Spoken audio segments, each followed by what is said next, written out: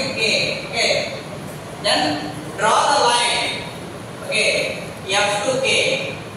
F to K. Draw the line F to K. Okay.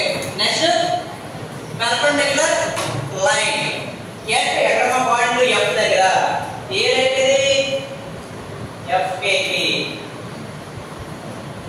FKT perpendicular line draw చేయాలి. So this is the perpendicular line. Name is చెప్పామా? L. Okay. Next, draw the line. ఎక్కడ నుంచి draw చేయాలమ్మా? L to K. Draw the line L to K. చూసామా? ఎక్కడ direct clear గా contact అవుతుంది line. L to K. So ఈ line ఏమేమి చెప్పారమ్మా? ఏం చెప్పేది? Tangent. Okay, single part contact అవుతుంది tangent. Next, perpendicular bisect at K draw చేయాలి. at K దగ్గర perpendicular bisect line. ఓకే, లేదంటే కనుక దీని perpendicular line డ్రా చేస్తే సరిపోతుంది. సో దీని లైన్ విల్ బి ఏమైనా పేరు అనేది MN, the normal. So this is the tangent normal for parabola. Same process will be repeated for hyperbola. Hyperbola కూడా ఏం చేయాలమ్మా?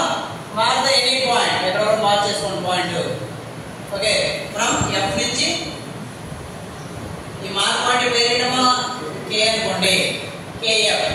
F దగ్గర ఏం చేయాలమ్మా? అంటే 90 degrees. F దగ్గర ఏం చేయాలమ్మా? 90 degrees లైన్ డ్రా చేయండి. 90 degrees లైన్.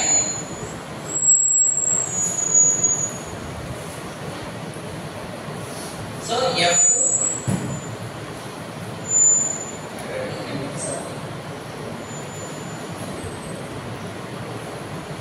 so ఈ లైన్ పేరేంటమ్మా? L.